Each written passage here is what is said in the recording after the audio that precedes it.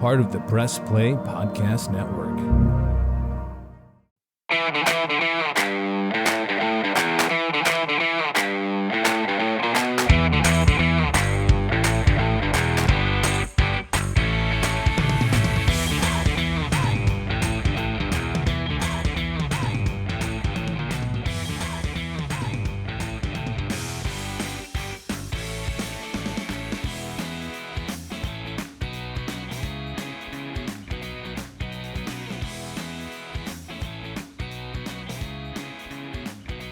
And welcome to another Reghi and Roda podcast powered by MGM Northfield Park right here on the Press Play Podcast Network.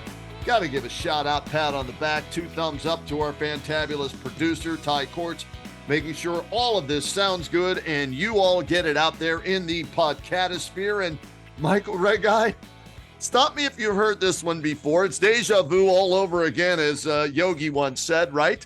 Nobody, and I repeat, nobody snatches defeat from the jaws of victory better than your Cleveland Browns, and they did it again on the road at Seattle. Yeah, I didn't expect them to win, Reg, and they were down 14-0, but they fight and come all the way back to take the lead, and we'll get into the specific play call here in a little bit, have a chance to put Seattle away, steal a win on the road with PJ Kid Dynamite Walker at quarterback. And sure enough, he throws the pick. Geno Smith goes down, leads him to a touchdown. Browns lose 24-20 today. You said it perfectly. Disheartening.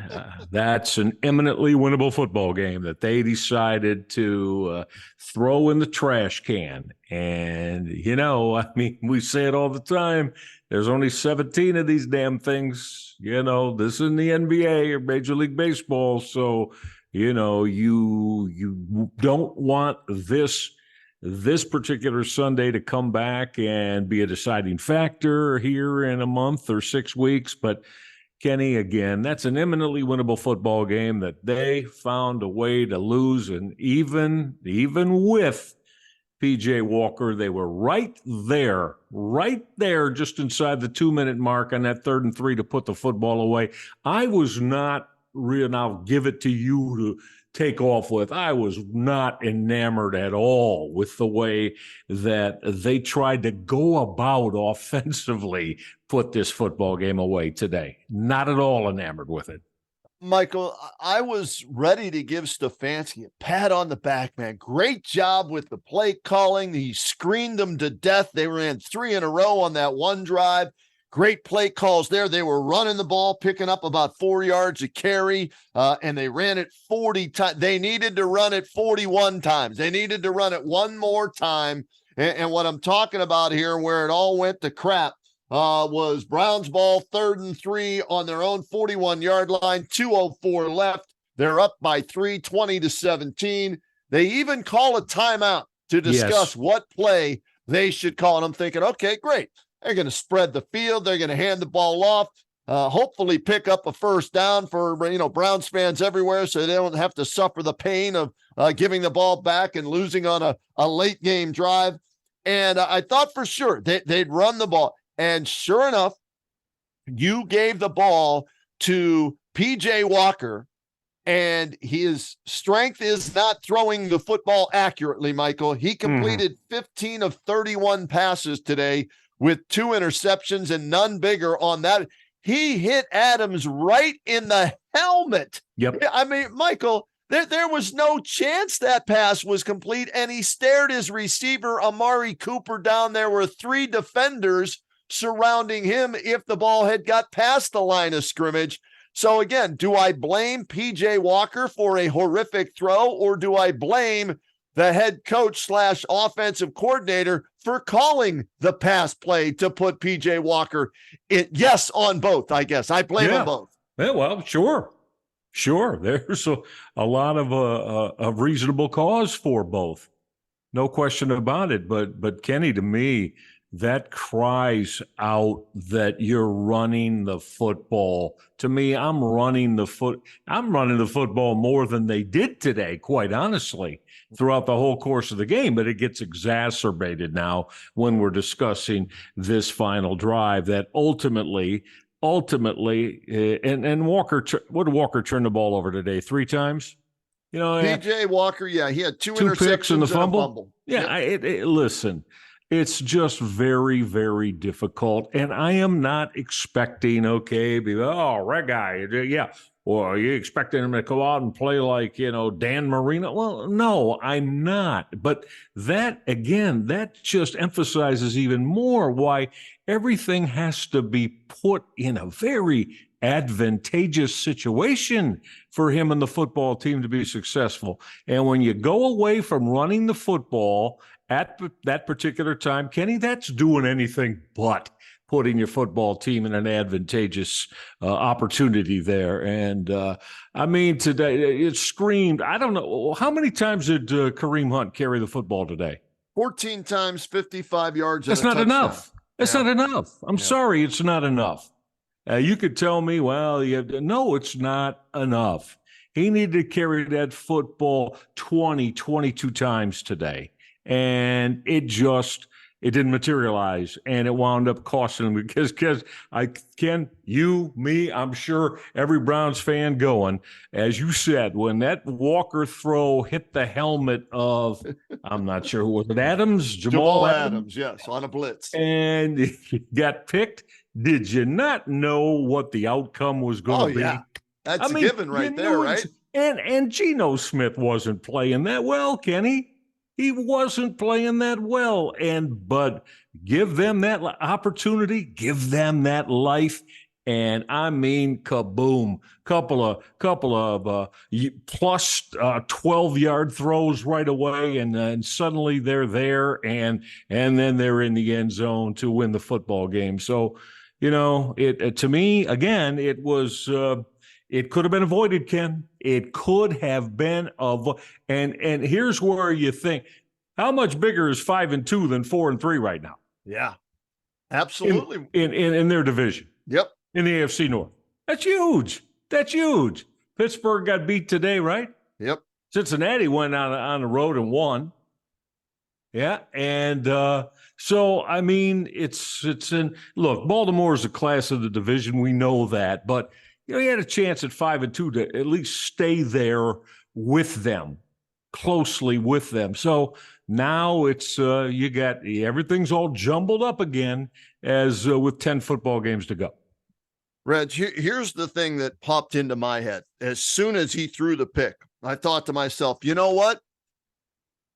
He lucked out against San Francisco when he made a horrific decision to throw the football across his body into the end zone, and it wasn't intercepted by San Francisco, right? Remember that one? Oh, sure do. And they were able to kick the field goal, and they go on to win that game 19-17. And Stefanski even said after that game, yeah, that's probably one he wanted back, and he wasn't supposed to throw them. It was not a pass play. It was a run play. And I thought, okay, Stefanski said it was a bootleg, but reading between the lines, where he's supposed to run it, get as many yards as he can, stay in bounds, kick the field goal, and fine.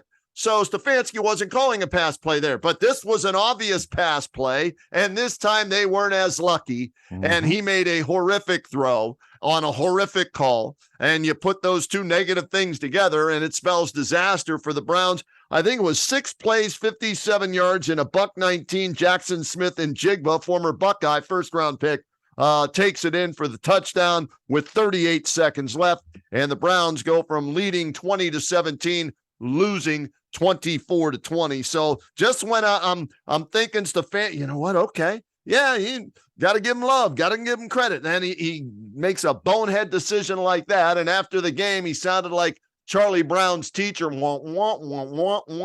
with his explanation of that shit. Excuse me, but that's what it was.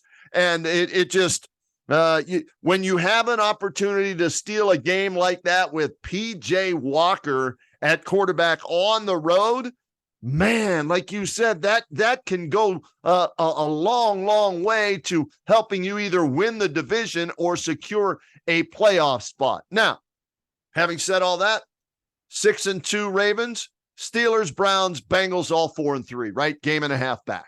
Correct. So not, what's the best way to say it?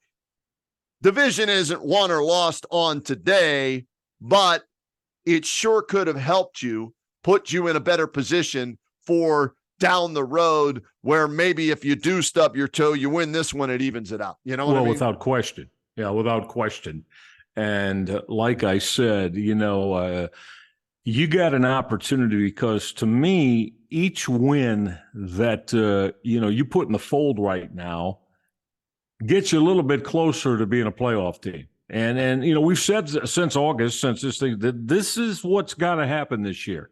They got to be a playoff team. And now you have your quarterback situation is, who knows where the quarterback situation is, quite honestly. How many in a row is this for that Deshaun Watson hasn't played? Well, he came back. Lost track. Remember, he came back that's right. For 5 passes right. and then hurt himself and went out, the right. last game. So you're right. Yeah. Okay, so but in essence, you've gone with him for the better part of without 3 football games now. Have no idea where that's going to go. So I'm not sure we even need to discuss it right now, Ken. Here's the deal. You had a football game that you're supposed to win, and everybody's got to take some of the blame for this in terms of look, I'll be honest, I was kind of mad at the defense to start the football game today. I mean, but 14-0, just like that, 14-0. Granted, offensively nothing was happening, but right now this defense has got to be the rock, Ken. And listen, look, they've been real good most of the year, okay? But, you didn't need to go down 14-0 right away in this very difficult place to win anyway. And I know they weren't getting help from the offense, but, again, you just can't. And they did. But, give them credit. They got themselves together and got themselves not only back in the football game, but got themselves the lead. And as we're saying, seemingly one play, one first down. Yep. And that football game's put away, and they're now 5-2. They're coming home in the win column, and everybody's feeling real good. But I didn't like not running the football, Kenny. I didn't like that. You're asking PJ Walker to do, in my opinion, a little bit more than he's capable of.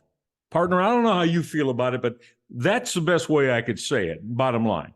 Now, you're asking him to do a little bit more than he's capable of when you're putting yourself in these situations. And my offensive line, I got faith in him. And I'm saying, let's go, fellas. Here we go. Let's saddle up and put this football game away. And it's on you now. To the goal line I'm talking about. Yeah. It's on you. We're going to get a couple of first downs, and we're going to run this. We got enough points right now, okay? Not about that. It's about controlling the football and getting first downs and running and not able to do that. And now then you had the play calling with it, a little bit suspect, and it turns into the loss. Disheartening, man. It's just disheartening. Michael, I agree with you on the assessment about PJ Walker. You're supposed to put your players in the best position to win. You're supposed to take their strengths and use that to your advantage, not to, their weaknesses to your disadvantage. And for me in that situation, because I looked it up, they scored 2 touchdowns. The Seattle Seahawks did, okay, in the first 9 minutes and 30 seconds of that football game. As you said, they're up 14-0, right? That's right. Yep, 14 zip, just like that. And it was 2:04 left in the game. They hadn't scored a touchdown since. Yep. Okay. From that standpoint, what's the strength of your team? If you're Kevin Stefanski, my defense. Exactly. What's the strength of your your offense today? I'll get it right. The running game. So we run the ball there. If we don't get the first down, fine. We punt. Got a good punter. Bojorquez is having a hell of a season, right?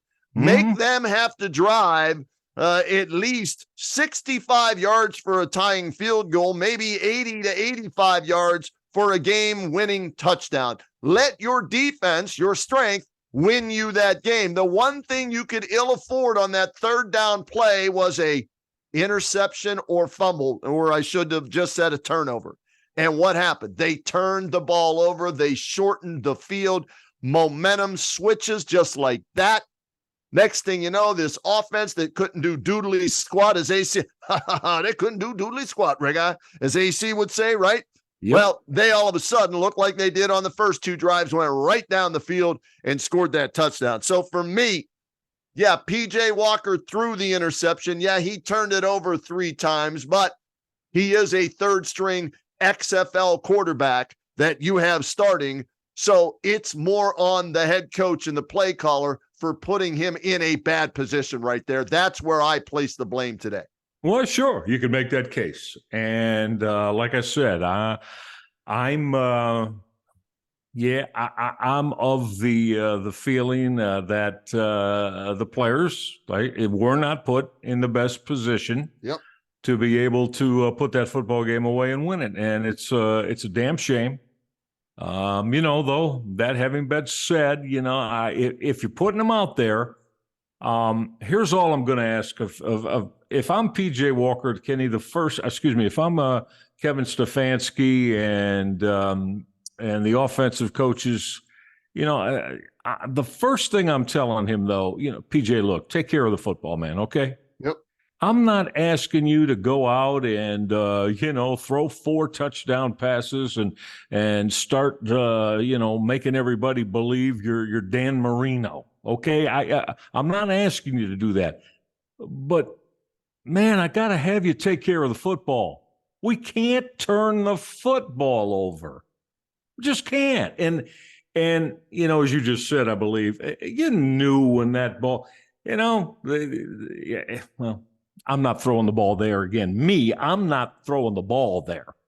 I'm telling that offensive line and Kareem Hunt, we're going to move the sticks a couple times, and if we got to punt it, then we're going to punt the football. But you cannot turn the football over there for the 3rd time in the game. If I'm Stefanski, I'm not giving him a chance to throw an interception. I'm just running the ball, like you said. And then you live with the result of that, and you rely on your defense. It goes to the 2 morning. You punt the ball away, 1:56 left in the game, and you hope your defense can get a stop like they have the entire second half. Yeah, making them play in a long field. Yeah. And if that happens, and I'm Kevin Stefanski, and again, I'm living with that. And I'm going to stand there after the football game and look everybody in the eye, all that are questioning, and I'm saying this is the best way that we felt to win the football game. Meaning, if you did run the football, wound up punting, and they beat you, okay, Ken, I'd live with that. But I'm having a hard time living with, and what is too, with and I get it. I'm not ripping the guy. You said it nicely a few minutes ago. I mean, look, this is what he is. He's what you want to call him I'm not even sure he's a legitimate backup quarterback in the NFL, quite frankly. Okay. But it's everything, Ken. It's like off a play fake, and then he waggles. He waggles left or right and winds up throwing the football on the run. And then yet in the final drive, now you got him. I don't know if they told him, but isn't it funny in that he's in the pocket trying to throw the football? Yeah. And he's 5'10". That's not his strength either. Yeah.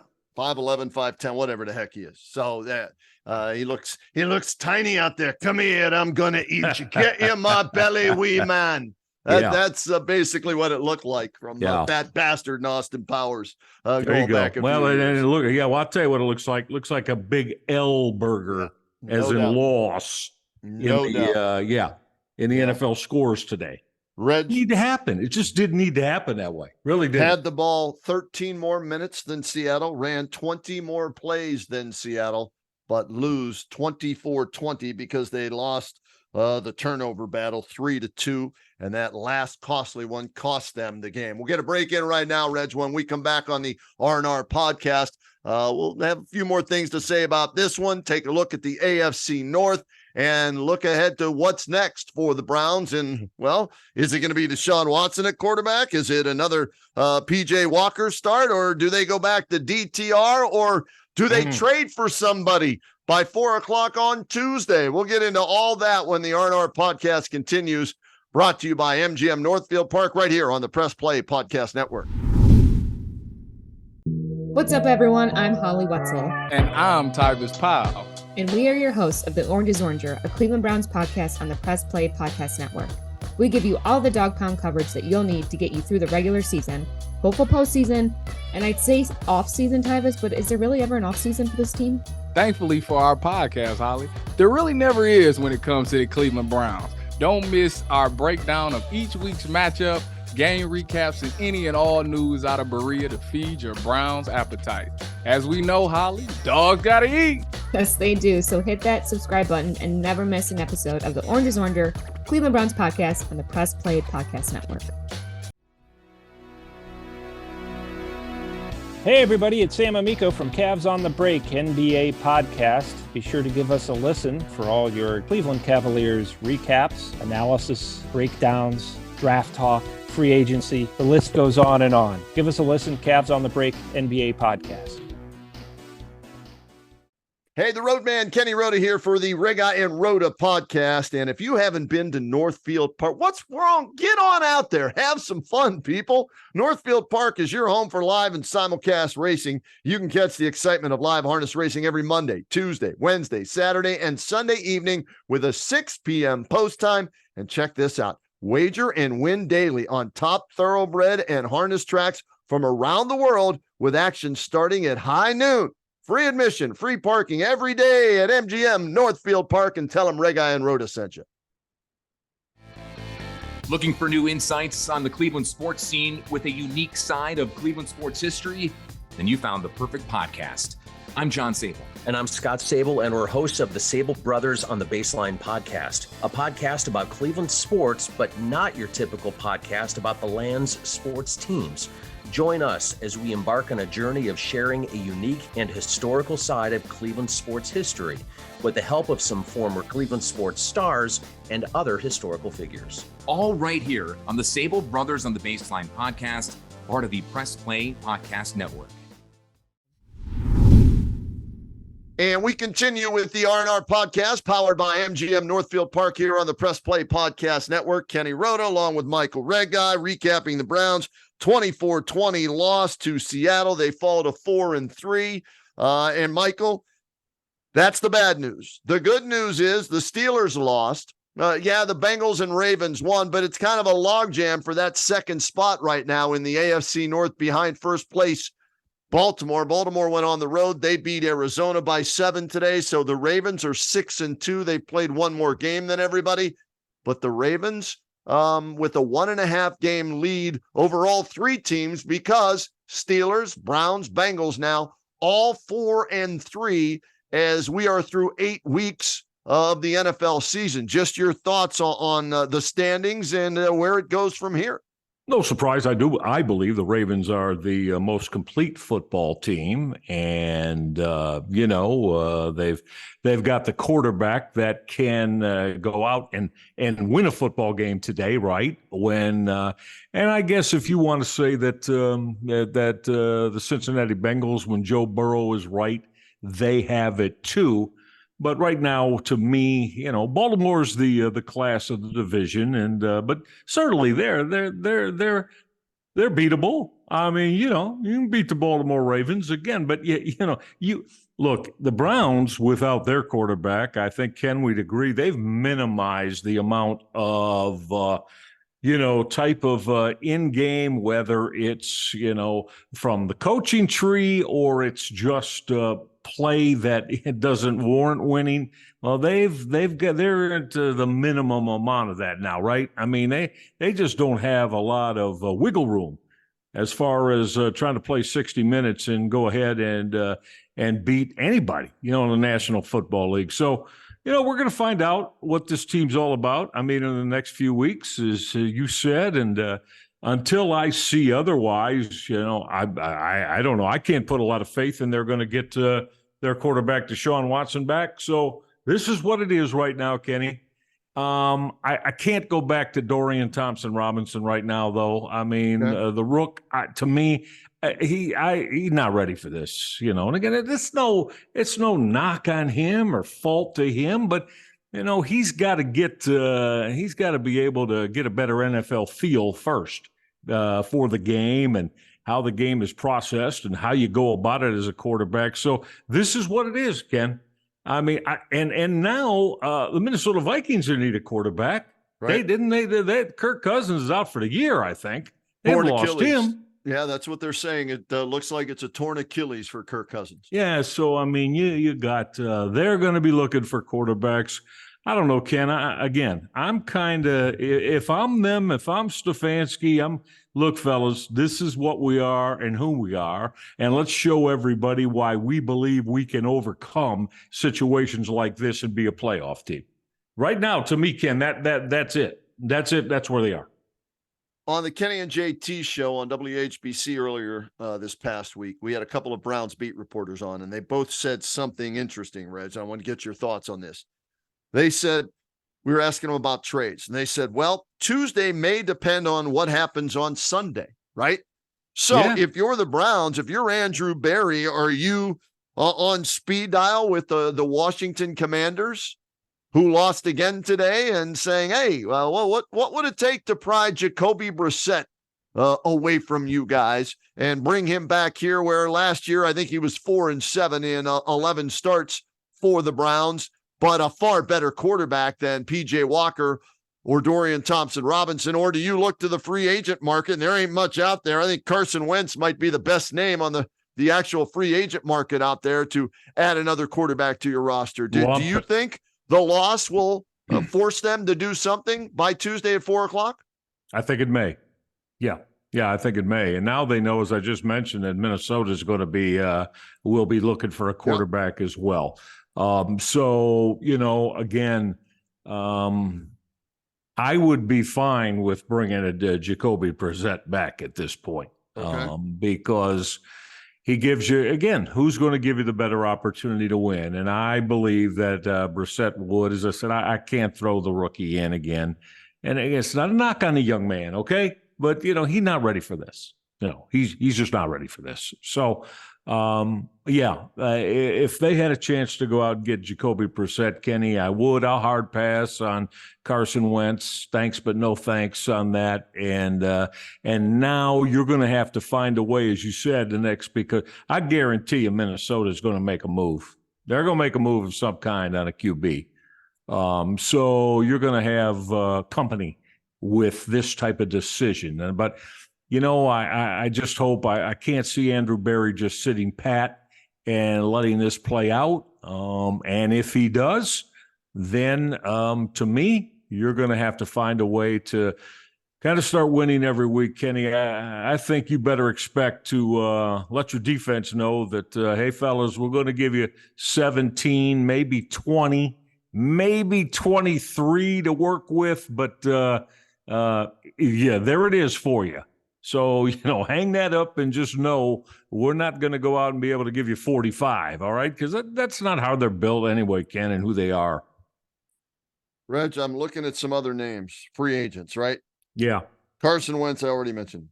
Colt McCoy, who was here for a few years, many years ago, is a free agent out there. He got cut by Arizona when the Browns traded Joshua Dobbs to Arizona, right? Sure. I think that's what it was. Yeah. So McCoy's out there. Nick Foles, Super Bowl champion, backup quarterback for the most part of his career. He's available. Matt Ryan, I think he's in the broadcast booth. He is. Yeah. All right.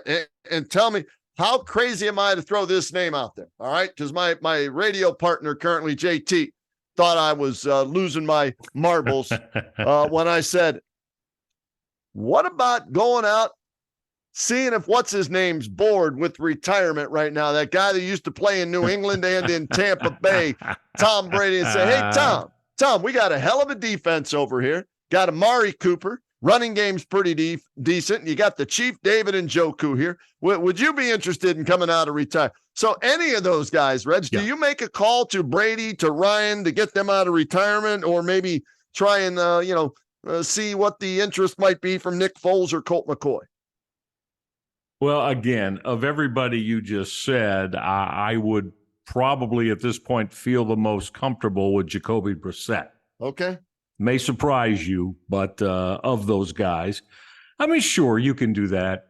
To me, though, I mean, again, I don't know if you're big on caring, what the football team thinks, or if you're like, hey, I'm the damn general manager and the head coach, and we're going to make these kind of moves, and it's your guys' job to go and continue to find wins for us. I'm not sure how enamored, your locker room is going to be with things like that. But to me, of everybody you mentioned, I'd like to see them bring Jacoby Brissett back, because I think that is, the closest thing they've had. And I know you said the numbers last year, but I think Brissett could do enough. I think he could do enough, Kenny, offensively to put you in position to win. Now, maybe I'd be proven wrong on that, but right now that's the way I feel, that Brissett could do that for you and keep this offense viable to give you a chance to win.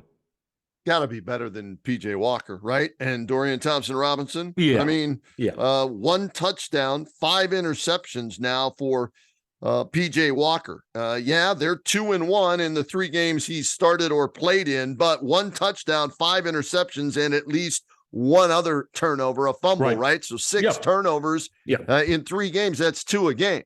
You're asking your defense. The fact that they're 2-1 on that is remarkable. Yeah, it is. Right? So when you turn the football over 6 times and gotta you're 2-1, Yeah. that's not going to happen all the time, is what we're saying.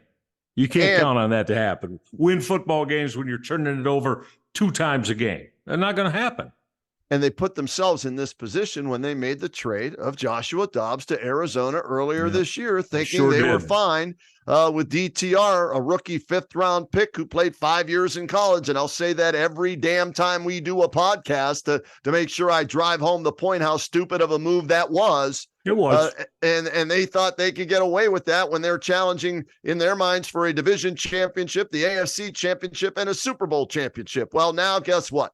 Now you've used 2 quarterbacks besides Deshaun Watson. You don't know when you're getting him back, and you got to seriously look at a trade or a free agent signing, because you can't keep running out DTR and PJ Walker. He may be kid dynamite, but he's blowing up when it counts the most late, in games with turnovers or potential turnovers. No, you're right. I expect them to make a move this week. And to me, at the top of the food chain, again, I would have Jacoby Brissett there.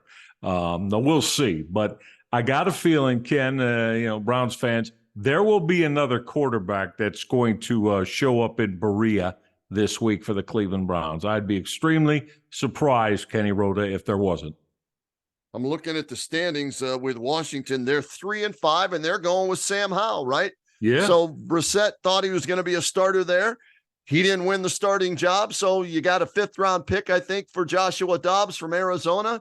Dangle that out there, see if they have some interest, in giving Jacoby up for a 5th-round pick, and then go from there. Now, problem, as you pointed out earlier, you may have the Minnesota Vikings calling Washington with interest in Jacoby Brissett now that they know for sure that Kirk Cousins is done for the year. The Browns don't know for sure how long Watson's going to be out, so they might be asking for a lot more than just a 5th-round pick, because other teams might be inquiring about Brissett as well. Partner, let me ask you this. What does your gut tell you tonight, October 29th? Yeah. About Browns quarterback Deshaun Watson? Where are you at with it? What do you think is going to play out with him? I wish I had a concrete answer. As Sindelar used to tell, Rhoda, don't sit on the fence. Pick a side. Right now my butt hurts because I'm sitting on the fence. I don't know. I don't know what to expect from this guy. He says he wants to play, but I'm looking at guys in high school and in college that are playing with injuries. And this guy can't hurt it supposedly anymore. A cortisone shot might help it, but he can't play. But he says he wants to play, and he's doing everything he can to play. But guess what? He isn't playing. So I really don't know. So if I'm leaning, I have doubts about Deshaun Watson. If I have to get off that fence, then I'm questioning his desire at playing quarterback, knowing that whether he plays or doesn't, he still gets $230 million. Unfortunately, buddy, I'm with you. And I don't like saying that. I don't want to say that. Right.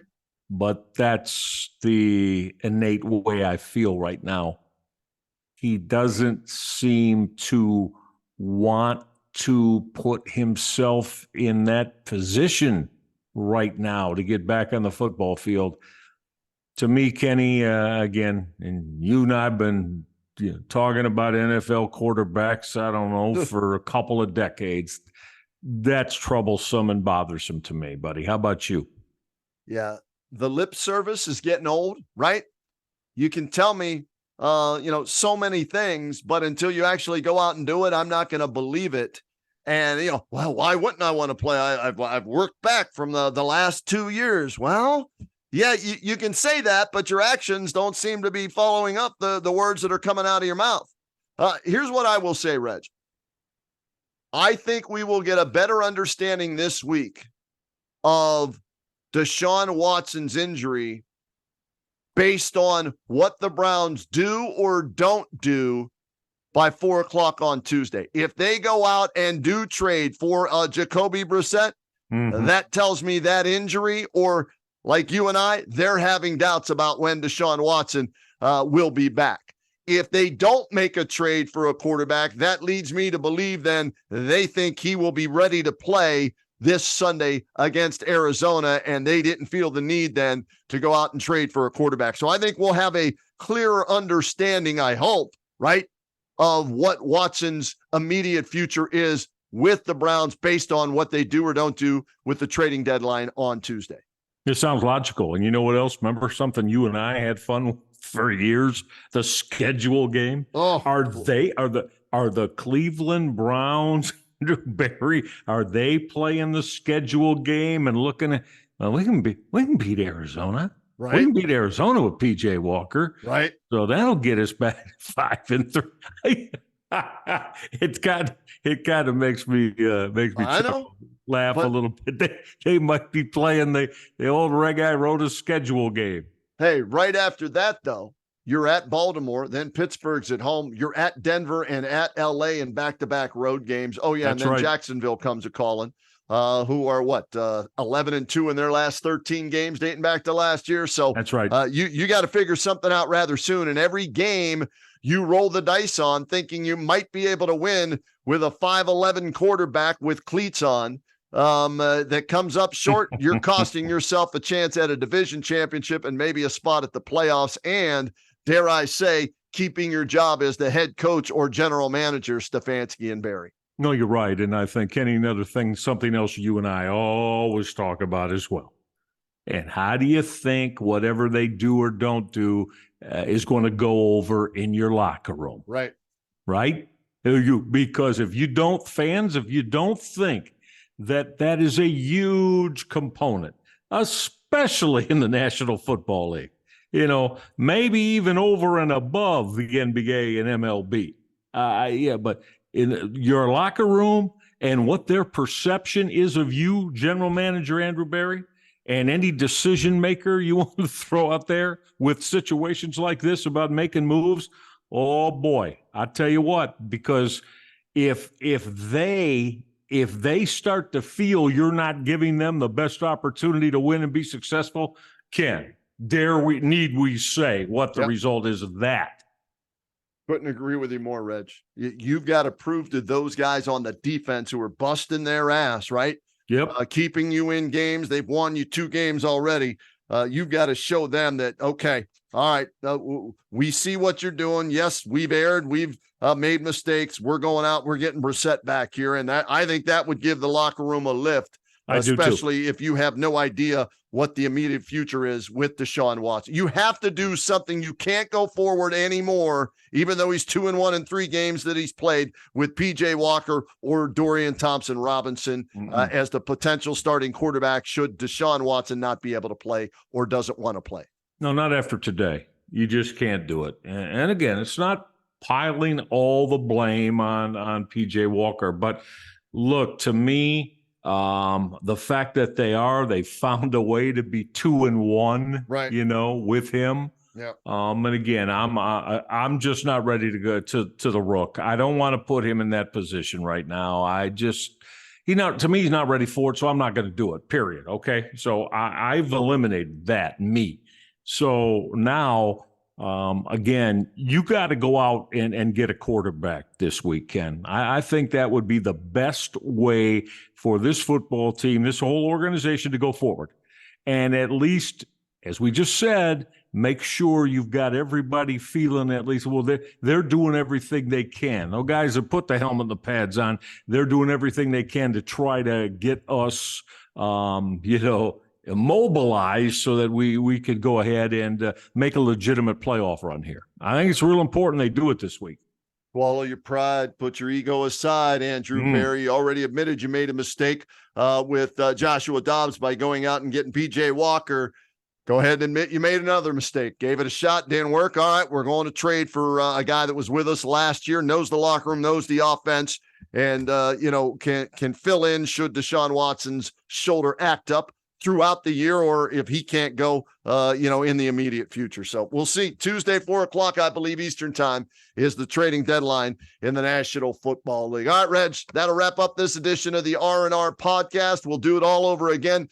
We'll tape next Sunday night after the Arizona Diamondbacks and the Cleveland Browns play in Cleveland on the shores of Lake Erie, and we'll see who started at quarterback, who finished at quarterback, and if the Browns improve to 5-3 or fall back to 500 at 4-4, Michael.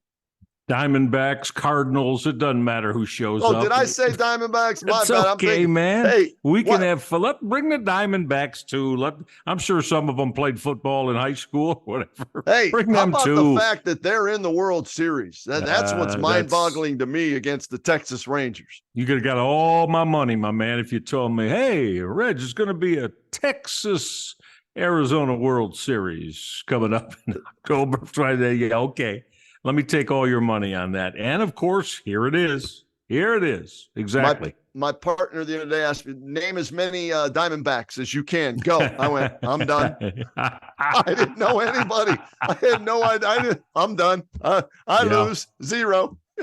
Yeah, well, again, incredible that they are where they are. Like I said, it's certainly didn't expect it. Hell, I didn't expect them to, make the playoffs when, we were talking baseball during the summer months. So, we'll see. We'll see how that plays out. But if the Diamondbacks show up with the Cardinals, the football car, that's fine. Okay. It doesn't matter because the Browns got to win anyway. They got to find a way to win. Browns might have a better chance if some of the D-backs play. With they might. You're right. Any way they can win right now. And by the way, we'll soon jump on this whenever it's announced on the R&R podcast. Still waiting on who the next manager of the Cleveland Guardians is going to be. Yeah. The 3 candidates supposedly that they were very high in cash at Tampa Bay, Sandy Alomar right in their own locker room. And he doesn't want it. No, Sandy doesn't want it. Cash is staying in Tampa Bay, and since he's not interested, we brought him up a few weeks ago. The guy in Texas, that's the associate manager right now, that went to college at Princeton with the current general manager. I forget his name, but he said no to the Guardians as well. Okay. So there were 3 guys that they supposedly had a lot of interest in that have said no. And I guess now somebody who's had 2 interviews is this Stephen Vogt, who just retired, Reg, back in 2022 as a catcher. So this guy's barely out of the league, coached in the majors 1 year with Oakland, and now he's getting managerial interviews, and supposedly 2 of them with the Guardians. And the other guy supposedly they have interest in is Screech. You remember Screech, Craig Counsell? Craig Counsell. I was going to bring him up, who scored the winning run in 97 against the Indians to beat them in the World Series. So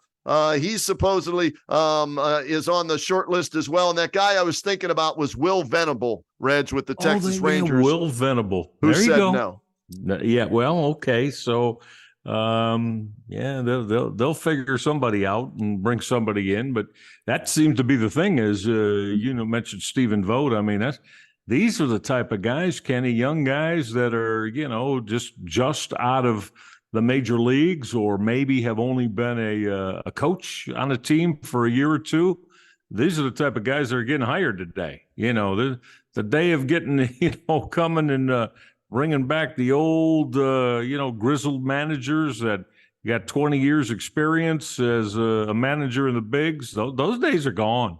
Young guys are getting shot now, or guys that don't have major league managerial experience. So I would expect to, knowing how the Indians operate, Guardians operate, I would expect that's, to me, that's how they'll go. Stephen Vogt is known best for three things, Michael. All right. He hit a home run in his first ever major league at bat and in his last ever major league at bat. How about that? Nice way to start and end a career, right? He was an all-star twice, but that's a hell of a way to open it and close it, right? So that's one thing he's remembered for. Another thing he's remembered for, in a minor league game, he played in a spring training game when Will Ferrell dressed and played some minor league baseball. So he knows Will Ferrell. And lastly, I guess, and I Googled it the other day to see this, he does an impression, and he has a great sense of humor of Matt Foley. You remember Matt Foley on Saturday Night Live? Saturday Night Live, right?